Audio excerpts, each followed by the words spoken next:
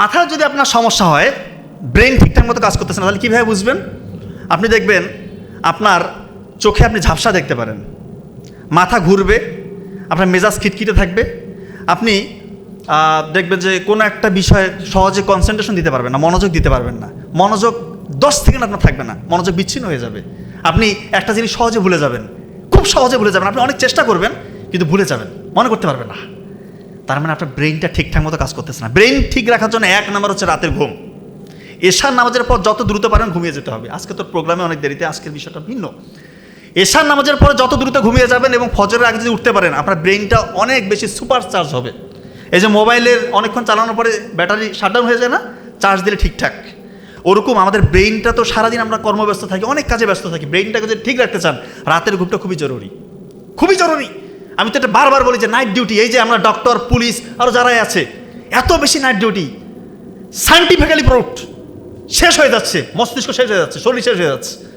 কত যে এটার যে কতটা ভয়ঙ্কর ইফেক্ট পড়ে আমাদের শরীরের উপর, আমাদের ব্রেনের উপর, কীভাবে বুঝাবো? নাইট ডিউটি সর্বোচ্চ মাসে একটা। এখন এগুলো কথা বলতে বলবে তাহলে কি ডিউটি কে করবে?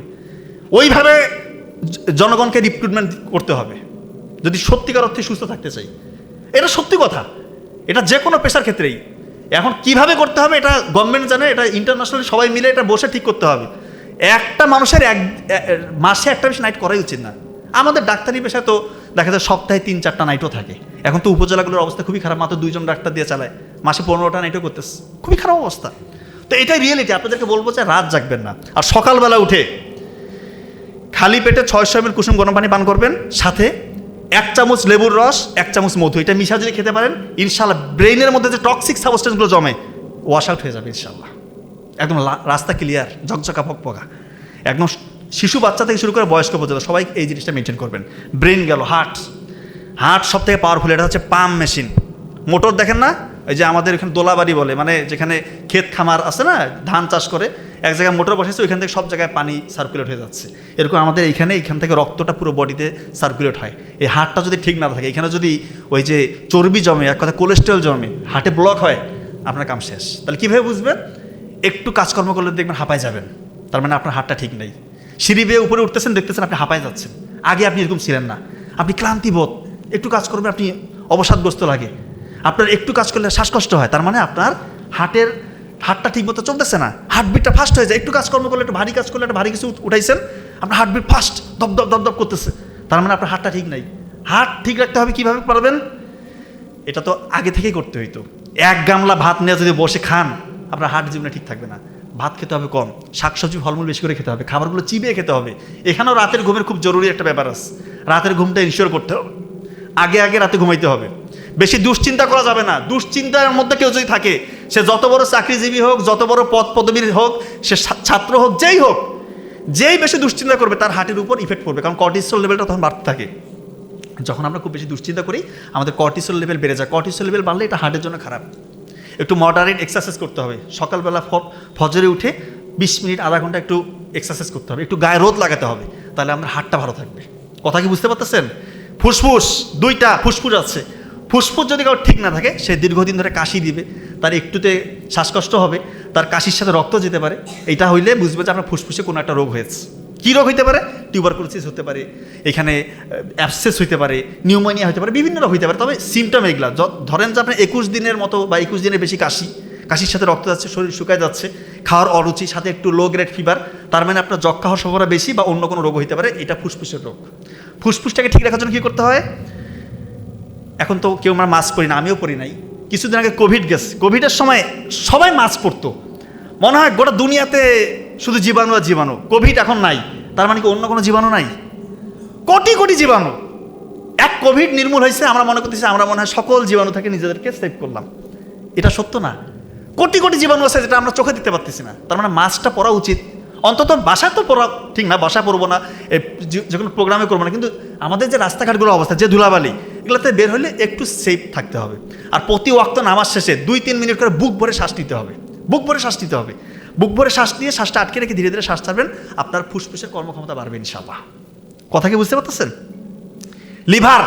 লিভারটা যদি কারো ঠিক না থাকে, লিভারটা যদি পচে যায়, লিভারের মধ্যে যদি হেপাটাইটিস হয় বা কোনো রকমের ভাইরাল ইনফেকশন বা যে কোনো রকমের ফ্যাটি লিভার, বলেন ফ্যাটি লিভার হয়েছে, এইটা হলে কীভাবে বুঝবেন? দেখবেন যে চোখের চোখের উপরের দিকে দেখবেন যে চোখটা হলুদ হয়ে গেছে, প্রস্রাব হলুদ, খাওয়ার মধ্যে অরুচি, শরীর শুকিয়ে যাচ্ছে, খাওয়া মানে সামনে দেখলে বমি বমি ভাব, তার মানে ওর জন্ডিস, ধরে নেওয়া যে জন্ডিস হয়ে গেছে। এবং জন্ডিস কিন্তু কোনো রোগ না, এটা লক্ষণ, এটা হয়েছে মানে তার হেপাটাইটিস হওয়ার সম্ভাবনা বেশি, তার মানে তার পরীক্ষা করতে হবে। কথা বুঝতেছেন? আমার কথা কি বোঝা যায়? পেটের যে সমস্যা, পেটে কিন্তু অনেকগুলো অর্গান আছে, আমি ওভারঅল যদি বলি, আপনার পেটের মধ্যে কোলন ক্যান্সার হওয়ার ঝুঁকিতে আছেন আপনি, কীভাবে বুঝবেন? কোলন ক্যান্সার হোক, স্টোমাক ক্যান্সার হোক, এটা ঝুঁকিতে আপনি আছেন, কীভাবে বুঝবেন? খুব ইম্পর্টেন্ট, এই কথাটা খুবই ইম্পর্টেন্ট। বাংলাদেশে আমি যত রোগী দেখি, হাজার হাজার পেশেন্ট আমি দেখি, বেশিরভাগ মানুষের মধ্যে দেখি এই সমস্যা, তার পায়খানার মধ্যে রেগুলারিটি নাই। সে নিয়মিত তো পায়খানা হবে, এক টাইমে পায়খানা হবে, দিনে দুবার হোক, একবার হোক, তিনবার হোক, টাইমটা তো একই রকম হবে। কিন্তু অনেকে বলতে স্যার আমার পায়খানার টাইম ওলটপালট, আজকে একবার করছি, কালকে 5 বার, তারপরে 3 দিনও কোনো খোঁজখবর নাই, পায়খানার বেগ আসে না ঠিক মতো, পায়খানা গিয়ে বসে থাকতে হয়, টয়লেটে গিয়ে আমাকে বসে থাকতে হয়, অনেকক্ষণ চাপ দিতে হয়। এটা তার মানে বুঝতে হবে তার কোলন ক্যান্সার ঝুঁকির মধ্যে আছে। অনেকের পায়খানার রাস্তার সাথে রক্ত যায়, এটা নর্মালি পাইলস থেকে হয়, কিন্তু দীর্ঘদিন যদি রক্ত যায় আপনার কিন্তু সমস্যা থাকার সম্ভাবনা বেশি। আপনি এটাকে ইগনোর করবেন না। পেটের এনভায়রনমেন্ট ভালো রাখার জন্য আমি বলতেছি লাল চালের ভাত খাবেন, লাল চালের ভাত খেতে হবে আপনাকে, লাল চালের ভাত খাবেন, খাবারগুলো অনেকক্ষণ চিবিয়ে খাবেন, সকালবেলা উঠে খালি পেটে অবশ্যই পানি পান করবেন, এবং সম্ভব হলে টক দই খাবেন, অন্তত সপ্তাহে 2-3 দিন টক দই খেলে পেটের এনভায়রনমেন্টের জন্য এটা খুবই ভালো। আর একটা সমস্যা হয়, আমি দেখি বেশিরভাগ মানুষকে, যে কৃমিনাশক ওষুধ খেতে চায় না, কৃমিনাশক ওষুধ খেতে চায় না। 6 মাস অন্তর অন্তর আপনার কৃমিনাশক ওষুধ খেতেই হবে, কারণ কৃমি আপনার পেটের মধ্যে আসেই। আপনি কৃমিনাশক ওষুধ খান নাই মানে কৃমি আপনার শরীরে, আপনি যত খাবার খাচ্ছেন এই পুষ্টিটা কৃমি খেয়ে ফেলতেছে, আপনার শরীরে পুষ্টি লাগতেছে না। হয়তো আপনার স্বাস্থ্য ঠিক আছে কিন্তু আপনার শক্তি নাই, কারণ আপনি কৃমিনাশক ওষুধ খান নাই। এটার কারণে আপনার শরীরের ভিতরে রক্ত সে খেয়ে নেয়, চুষে রক্ত ধীরে ধীরে খেয়ে নেয়। অনেকের দেখবেন অ্যানিমিক, তার রক্ত স্বল্পতা আছে, বিশেষ করে মেয়েদের এটা বেশি হয়। এজন্য বলবো দয়া করে আপনারা অবশ্যই 6 মাস অন্তর অন্তর কৃমিনাশক ওষুধটা খাবেন। বুঝতে পারতেছেন? অনেকে দেখবেন কিডনির যদি সাময়িক কোনো সমস্যা হয়, প্রস্রাবে জ্বালা পড়া আছে না, এরকম অনেকের আছে, প্রস্রাবে জ্বালা পড়া হয়, প্রস্রাবে ছোটোখাটো পাথর হয়। আমি একটা কথা আপনাদেরকে বলি, খুব ইম্পর্ট্যান্ট, পাথরকুচি পাতা আছে না, পাথরকুচি পাতা, এইটা যদি কেউ 1 চা চামচ করে খেতে পারে, ইনশাআল্লাহ 14 দিন যদি সে খায়, আল্লাহ যদি চায় প্রস্রাবের ইনফেকশন তো দূর হবেই, এবং পর্যাপ্ত পানি পান করতে হবে। তার ছোটোখাটো পাথর, অর্থাৎ 7 মিলিমিটারের কম যদি পাথর থাকে, স্টোন, ইউরিনারি ট্র্যাক্ট ইনফেকশন, সাথে ইউরেটারের মধ্যে আপনার পাথর হয়েছে বা কিডনির মধ্যে ছোটোখাটো পাথর হয়েছে, পাথরটা ওয়াশ আউট হয়ে যাবে, কারণ পাথরকুচি পাথরের মধ্যে লিথোট্রিপটিক ইফেক্ট রয়েছে এটার, অর্থাৎ এটা পাথরটাকে ভিতর থেকে ক্রাশ করতে পারে, ভাঙতে পারে, ভেঙে এটাকে ওয়াশ আউট করে দিবে। সাথে আপনি তো অবশ্যই ডক্টর দেখিয়ে আপনি অ্যান্টিবায়োটিক যেটা দেয় সেটা তো আপনি খেতেই পারেন, অবশ্যই খাবেন, কিন্তু পাথরকুচি পাতার সত্যিকার অর্থে এটার ইফেক্ট রয়েছে। অনেকের দেখেন না বিস্ফোরা হয় অনেকের। আমি একটা কথা বলতে একদম সাইন্টিফিক্যালি প্রুভড, পেঁয়াজ আছে না, পেঁয়াজ রস করে ওটা গরম করতে পারেন, অথবা আস্ত পেঁয়াজ গরম করে ওইটা ওই ফোড়ার মধ্যে একটু কাপড় দিয়ে পেঁচে, মানে যখন কুসুম গরম থাকবে ওইখানে একটু সেক দিবেন দিনে 2 বার করে, দেখবেন ফোড়ার ভিতরে যে ব্যাকটেরিয়াগুলো আছে, স্টাফিলোকক্কাস অরিয়াস, স্ট্রেপ্টোকক্কাস, বিভিন্ন রকমের ব্যাকটেরিয়া, এগুলোকে বের করে দেয়।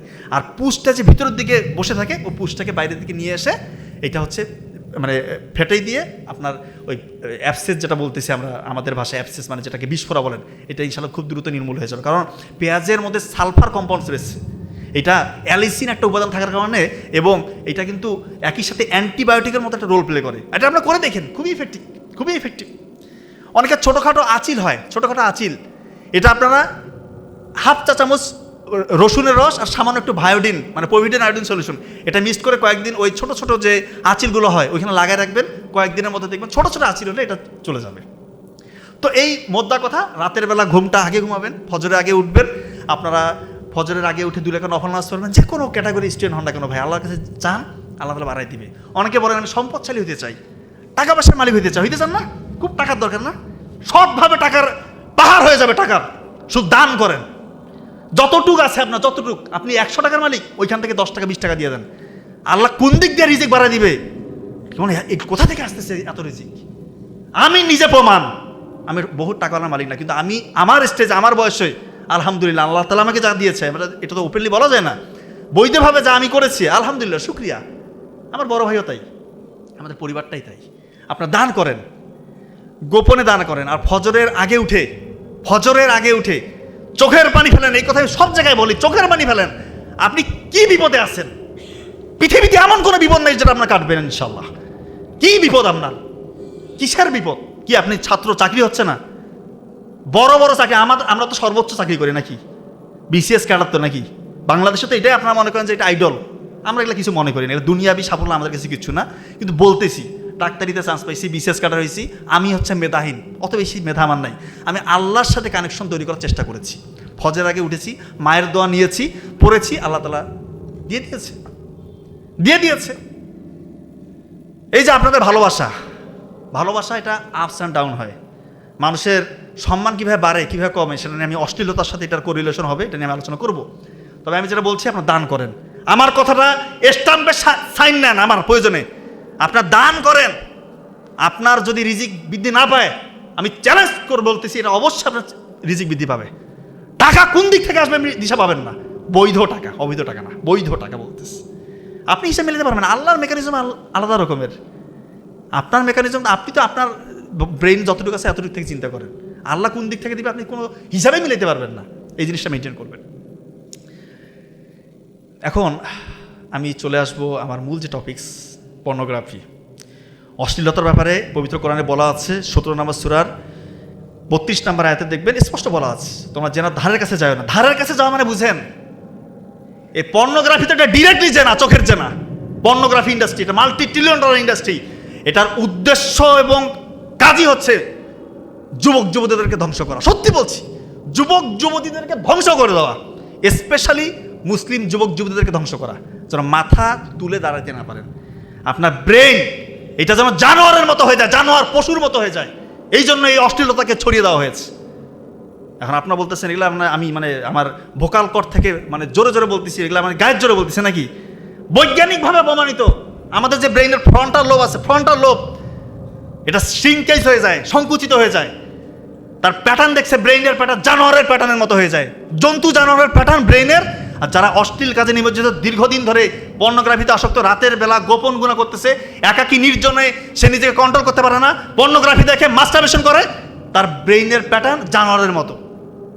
কারণ আপনার এটাকে মানবেন কি না মানবেন এটা আপনার ব্যাপার, আপনি যেটা করেন, আপনার যদি ভালো লাগে আপনি করেন। আপনি যদি পশু হয়ে যেতে চান, জানোয়ার হয়ে, অমানুষ হয়ে মৃত্যুবরণ করতে চান, আপনি পর্নোগ্রাফিতে আসক্ত থাকেন, আমার কোনো যায় আসে না। আমি বলার কথা আমি বলে দিয়েছি, এটা হবেই হবে। এটা যে হয় এটা আমার হাজারো প্রমাণ আছে। একটা ঘটনা শেয়ার করি।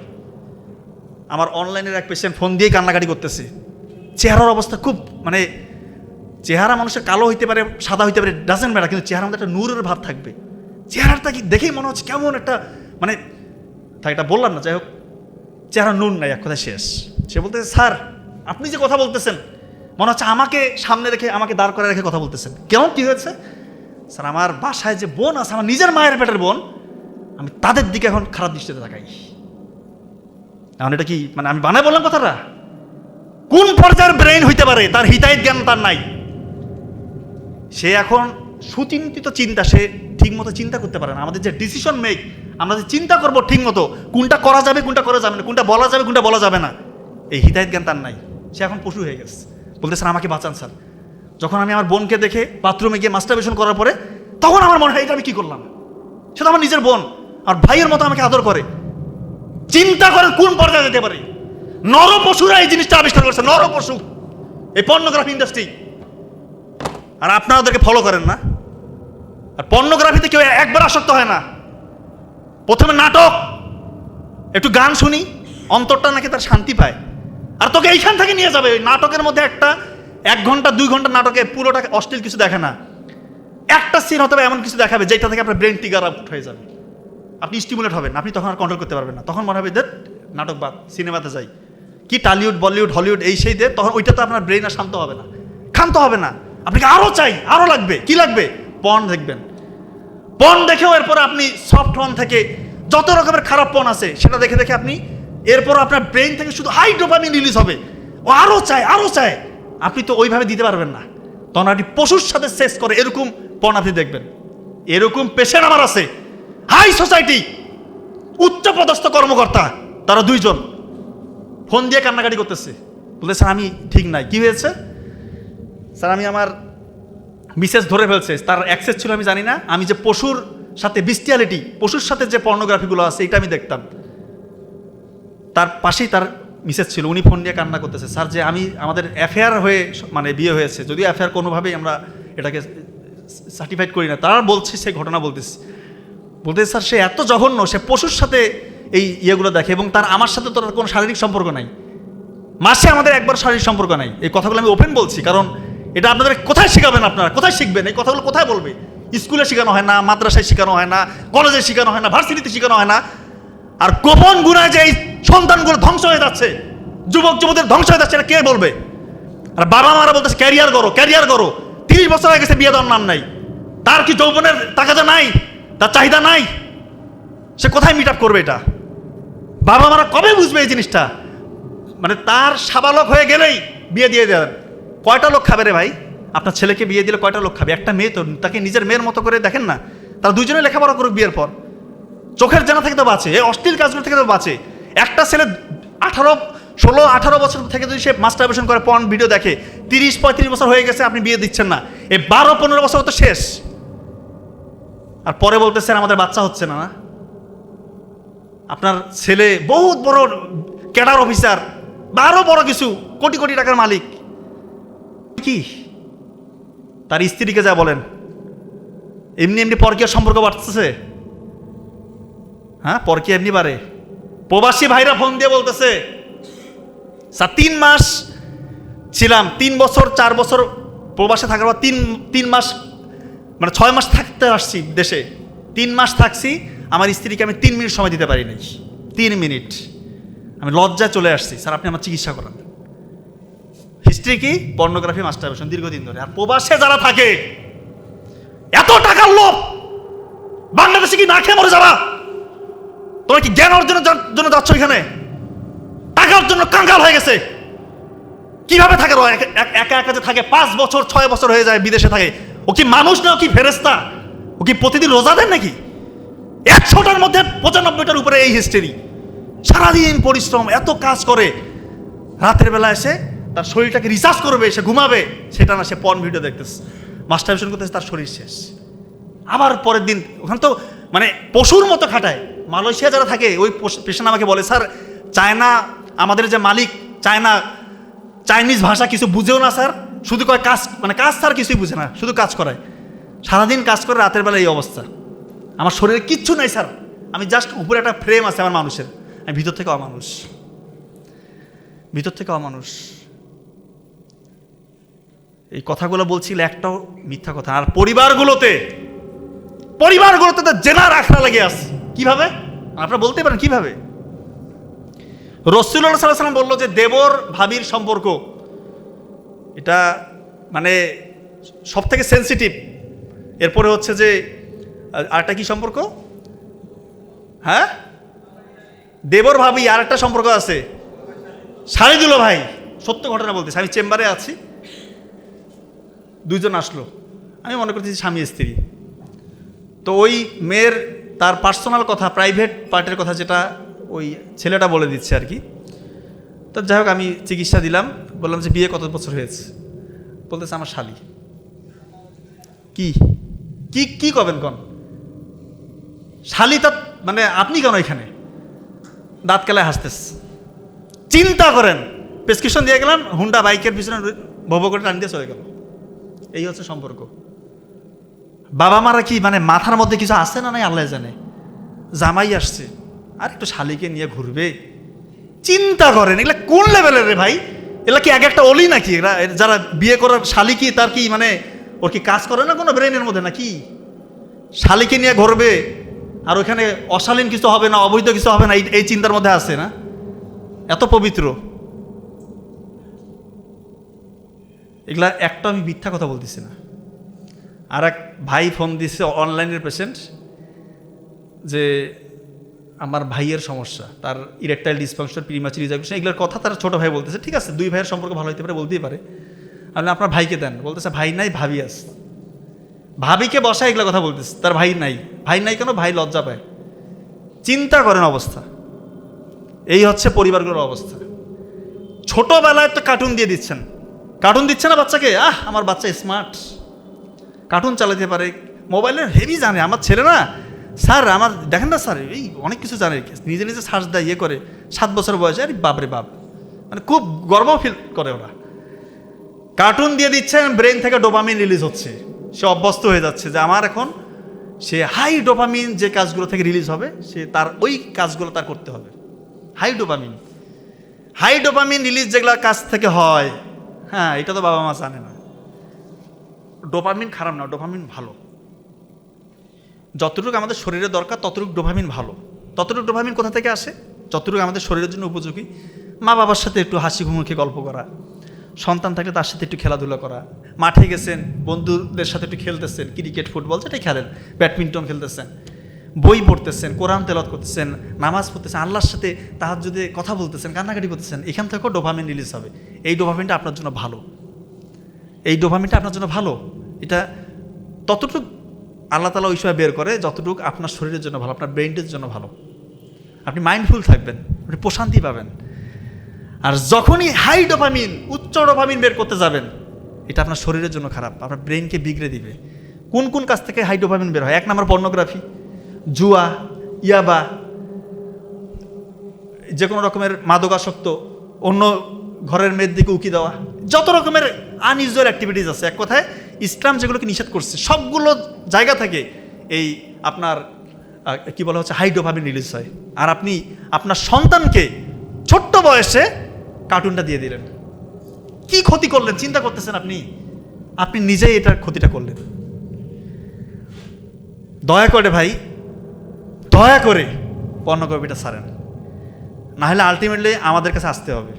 যারা পর্নোগ্রাফি ছাড়তেছেন না, কি কারণে আসতে হবে? বিয়ের আগে নিজেই বুঝবেন যে আমার অবস্থা খারাপ, বিয়ে করার পর আরও বুঝবেন যে আপনার অবস্থা কতটা খারাপ। তখন ফোন দিয়ে কান্নাকাটি করবেন, তখন কিন্তু খুব কঠিন হয়ে যায়, সত্যি কঠিন হয়ে যায়। হ্যাঁ, তবে আশার আলো আছে যে কেউ যদি সত্যিকার অর্থে একেবারেই কাট অফ করে দিতে পারে, দীর্ঘদিন আপনি পর্ন দেখছেন, মাস্টারবেট করছেন, যত রকম নোংরা কাজ করছেন, আপনি টোটালি কাট করে দেন। আপনি প্রয়োজনে মোবাইল ফোনটা থেকে দূরে থাকেন 3 মাস 6 মাস, আপনার যতদিন লাগে মাথা ঠান্ডা করতে। হাই ডোপামিনের যে রেসটা ওইটা কাটাইতে হবে আপনাকে, আপনি সেখান থেকে বের হইতে হবে আপনাকে।